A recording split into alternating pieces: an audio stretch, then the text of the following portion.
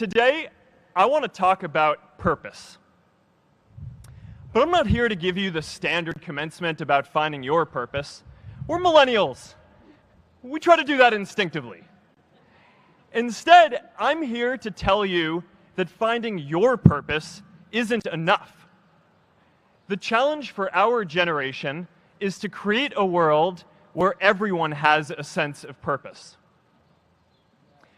One of my favorite stories is when JFK went to go visit the NASA Space Center, and he saw a janitor holding a broom, and he asked him what he was doing, and the janitor replied, "Mr. President, I'm helping put a man on the moon."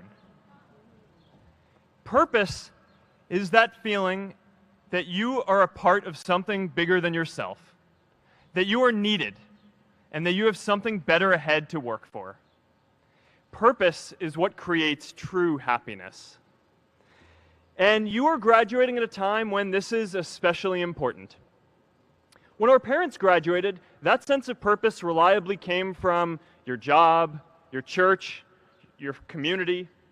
But today, technology and automation are eliminating many jobs.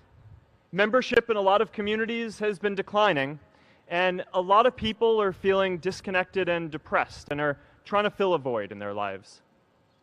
As I've traveled around, I've sat with children in juvenile detention and opioid addicts who've told me that maybe their lives would have turned out differently if they just had something to do, an after-school program or somewhere to go. I've met factory workers who know their old jobs aren't coming back and are just trying to find their path ahead. For our society to keep moving forward, we have a generational challenge to not only create new jobs, but create a renewed sense of purpose. I remember that night I launched Facebook from that little dorm in Kirkland House. I went to Noakes with my friend KX, and I remember telling him clearly that I was excited to help connect the Harvard community, but one day someone would connect the whole world. The thing is, it never even occurred to me that that someone might be us. We were just college kids. We didn't know anything about that.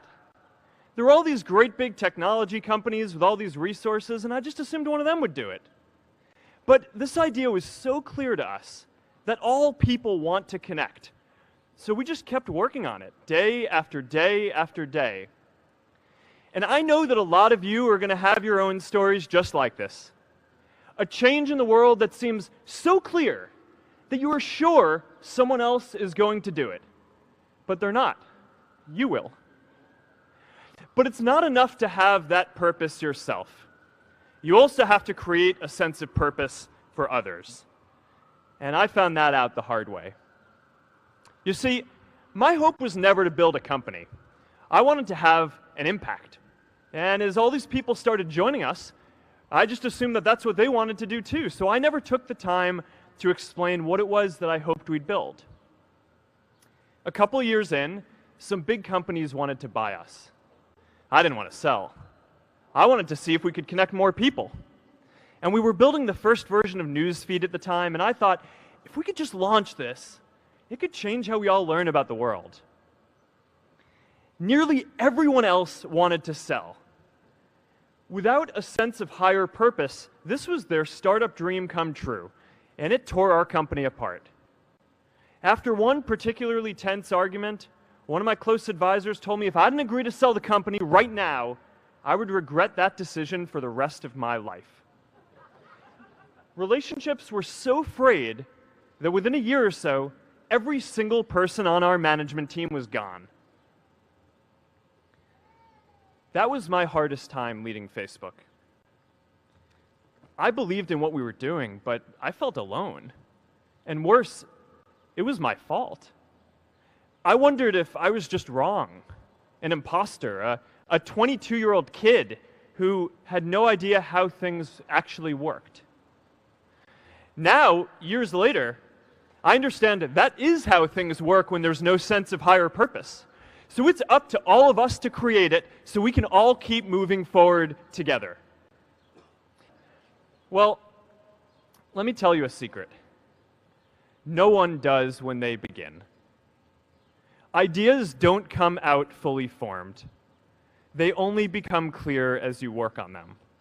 You just have to get started. If I had to know everything about connecting people before I got started, I never would have built Facebook. Be prepared to be misunderstood.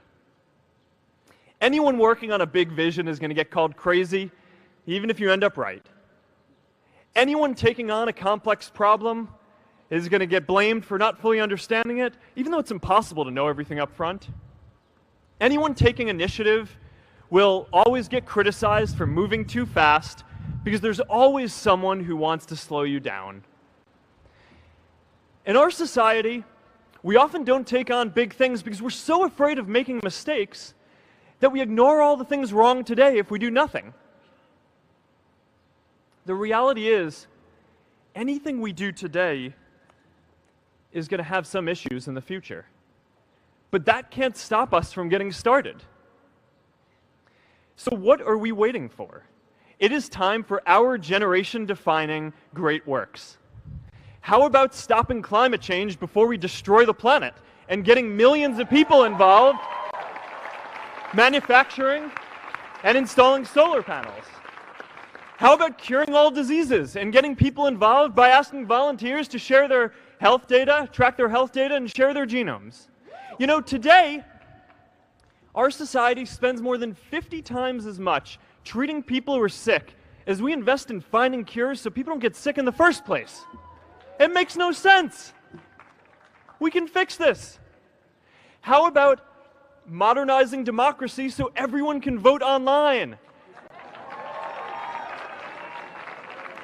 And how about personalizing education so everyone can learn? These achievements are all within our reach. Let's do them all in a way that gives everyone in our society a role. Let's do big things, not just to create progress, but to create purpose. So before you walk out those gates one last time, and as we sit here in front of Memorial Church, I'm reminded of a prayer, Misha Berach, that I say whenever I face a big challenge, that I sing to my daughter, thinking of her future when I tuck her in at night. And it goes, "May the source of strength, who's blessed the ones before us, help us find the courage to make our lives a blessing." I hope you find the courage to make your life a blessing.